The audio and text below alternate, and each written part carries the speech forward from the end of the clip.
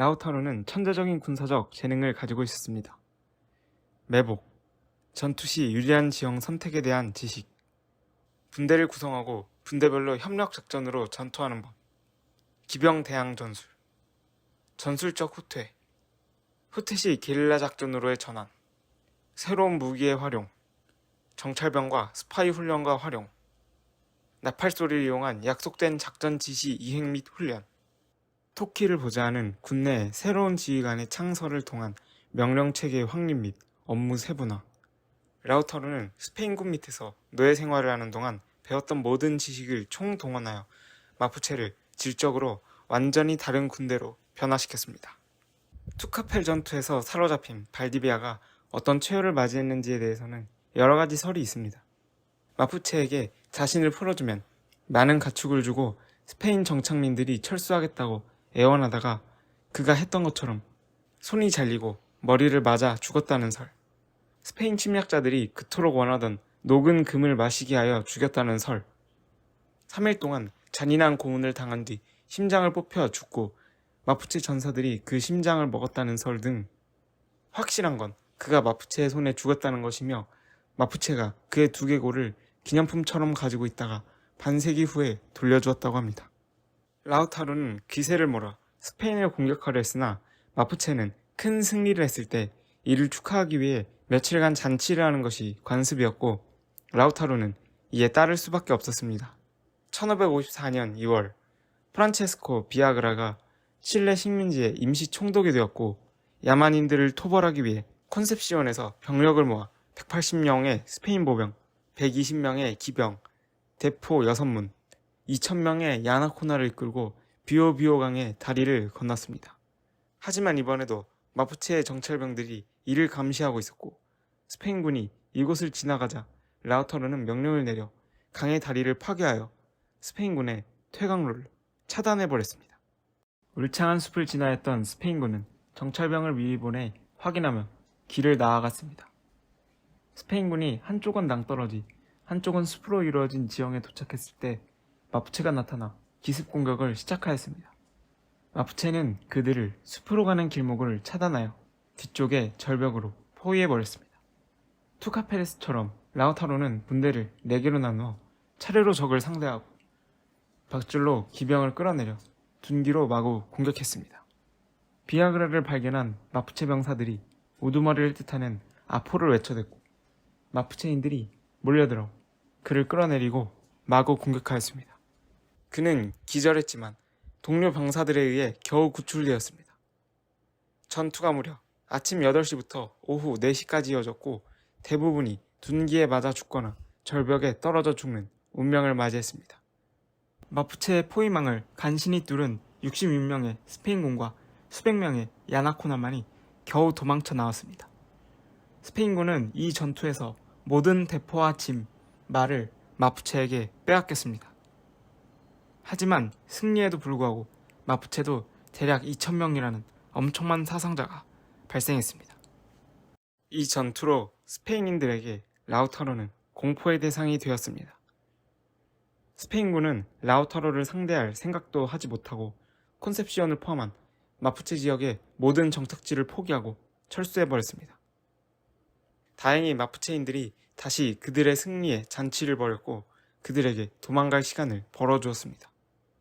마푸체인들이 콘셉시온에 도착했을 때 이미 도시는 버려졌고 마푸체인들은 승리에 만족하고 전사들은 자신의 생업으로 다시 돌아갔습니다. 한편 마푸체의 승리 소식에 고무된 스페인의 지배에 있던 마타케토 강의 후로마우카에스와 아콩카과 강의 피쿤체가 반란을 일으켰다 진압되기도 하였습니다. 1555년 리마의 스페인 왕립 신문원은 후안 데 알바라도 대위에게 다시 콘셉시온을 재건하라는 명령을 내렸고 알바라도는 75명의 주민을 이끌고 배를 타고 콘셉시온에 상륙해 도시 재건을 시작했습니다.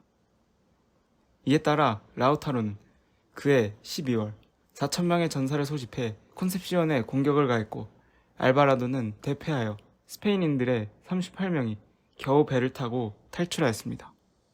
무려 3번의 연속적인 놀라운 승리 이후 라우타로는 마푸체 부족들에게 스페인 세력을 완전히 제거하기 위해선 산티아고를 공격해야 한다고 주장하였습니다.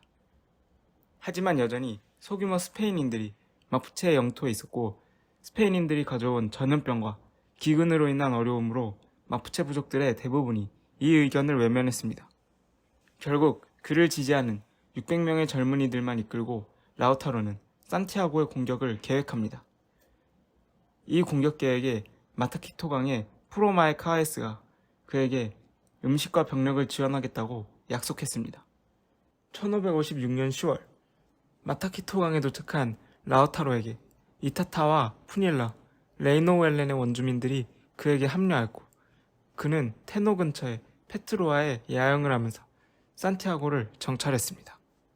하지만 그를 지원하기로 했던 프로마우카에스의 일부가 그를 돕기를 거부하자 라우타로와 마푸체 부족이 그들을 공격하였습니다. 이들 중 살아남은 자들은 산티아고로 피신을 떠났고 라우타로에 대한 정보가 스페인에 전해졌습니다. 이후 라우타로는 디에고 카노가 이끄는 기병 20명을 물리치고 스페인군의 공격에 대비하여 요새를 건설했습니다.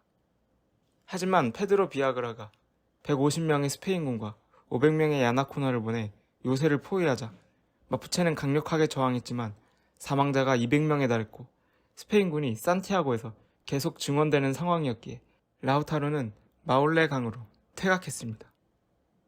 퇴각하는 마푸체를 요격하기 위해 후앙 고디네스가 이끄는 스페인 기병이 그의 분견대를 공격해 큰 피해를 입히자 라우타로는 1557년 더 남쪽인 이타타강 너머로 후퇴해 다시 병력을 모으기로 결정합니다. 이 승리로 스페인군은 프로마우카에스에게 더 이상 마푸체에 협력하지 말라는 교훈을 주겠다면서 그들의 집을 불태우고 일부를 학살했습니다. 동맹군으로부터 산티아고에서 병력이 다수 빠져나와 무방비 상태라는 정보를 얻은 라우타로는 비아그라의 병력을 우회 이동하여 산티아고를 직접 공격하기 위해 진군하였습니다. 하지만 라우타로가 동맹군으로부터 식량을 얻고자 하였고 이를 거부할 시 위협을 하자 동맹군 사이에서 분열이 발생했습니다. 라우타로의 반대파는 그가 스페인처럼 행동한다고 비판했다고 합니다.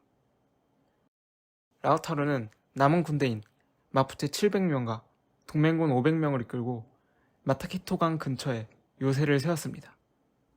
하지만 반대파들이 비아그라에게 그의 위치를 밀고 했고 비아그라는 즉시 행동에 나서 120명의 스페인군과 1000명의 야나코나를 이끌고 치리필코 언덕에서 야간 기습을 준비했습니다. 비아그라는 그곳에서 부하들과 술을 마시며 이기기도 전에 자신들의 승리를 축하했다고 합니다. 1557년 4월 29일 새벽 스페인군이 약속대로 마푸체 요새에 기습 공격을 가합니다. 입구는 스페인군에게 봉쇄되었고 그들은 나오는 마푸체군을 닥치는 대로 죽였습니다. 함성 소리에 라우타로가 발디비아의 검으로 무장하고 밖으로 나오자 스페인군의 창이 그를 관통했습니다. 그의 나이 23살. 발디비아에게 탈출한 지 겨우 5년 만에 그가 꾸었던 마푸체 해방의 꿈은 동맹군의 배신에 허무하게 끝나고 말았습니다.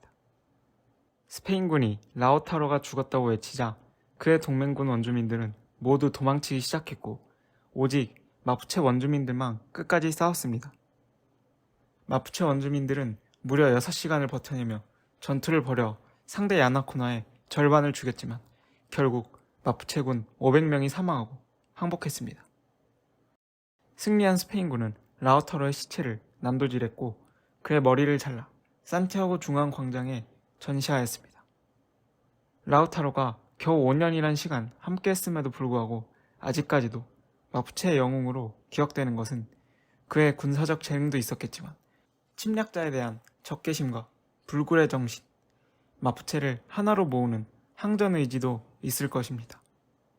이후 라우타로는 밑에 세대들에게 그의 전설이 스페인의 악행과 함께 구전으로 전달되었고 스페인의 항전 의지가 밑에 세대까지 계속 영향을 미치게 되었습니다.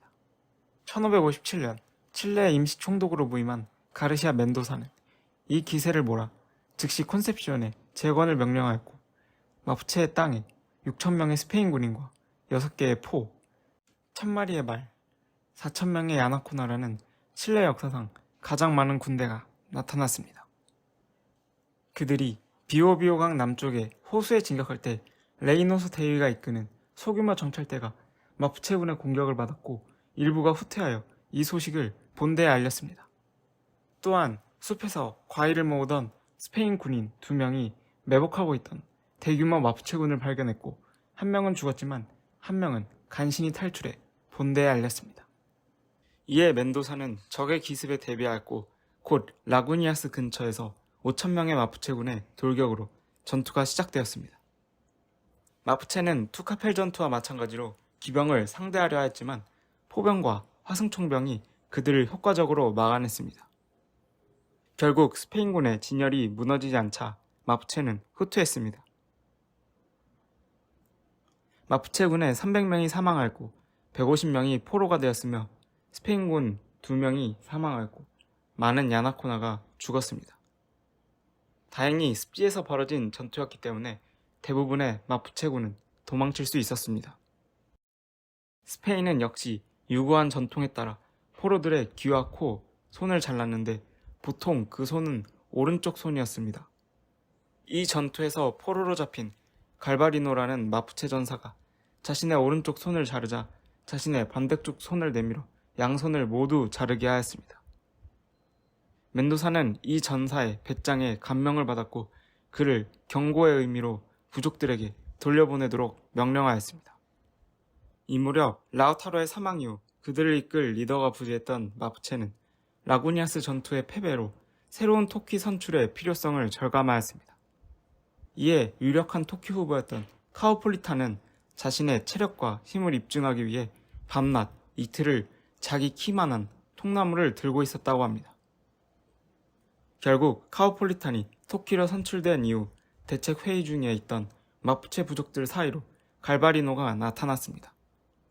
그는 부족장들과 카오폴리탄 앞에서 자신의 양팔을 보여주며 우리는 라우타로처럼 스페인 침략자에 더 강력하게 대항해야 한다고 이야기했습니다. 그는 자신의 잘린 2팔에 검을 단단히 묶었고 다음 전투에 나설 것을 결의했습니다. 마푸체는 약 8,000명의 군대를 소집했고 200명이 스페인군에게 노획한 검으로 무장했지만 나머지 그중 대부분이 창이나 뼈나 나무로 만든 곤봉으로 무장했습니다. 스페인군은 결정적인 승리를 위해 더 진군하여 밀라라푸에의 높은 언덕에 도착하여 진을 쳤고 마푸체 대군이 근처에 있다는 것을 알게 되었습니다. 스페인인들은 요새를 개선하고 경비를 2배로 늘리고 감시병이 잠들지 않도록 교대를 자주 만들고 화승총에 로프를 근처에 두어 이슬에 젖지 않게 하고 대포와 화승총을 밤 중간중간에 발포하여 부하들이 푹 자지 못하게 함과 동시에 근처의 마푸체에게 자신들이 깨어있음을 경고를 하는 등 요새에 대한 대비를 철저히 했습니다. 반면 토키 카오폴리타는 롱코들의 회의를 소집해 군대를 3개의 분대로 나누어 3면에서 기습할 계획을 세웠습니다. 약속한 날 1557년 11월 새벽 마푸체는 2개의 분대가 스페인 진영으로 기습을 위해 준비하고 나머지 1개 분대가 언덕에 있다가 상황을 보아 나중에 재차 기습 공격을 벌이기로 약속했습니다. 마푸체가 기습을 위해 대기하고 있던 때 스페인군의 진영에서 갑자기 나팔을 불기 시작했습니다. 마푸체들은 들켰음을 깨닫고 그들도 나팔을 불고 소리를 지르고 이내 돌격했습니다. 사실 스페인군이 나팔을 분 것은 이날이 사도 안드레아스의 날이었기 때문이었지만 마푸체가 안드레아스가 뭔지 알 리가 만무했기 때문에 그들은 자신들이 들켰다고 생각하고 공격을 시작했습니다.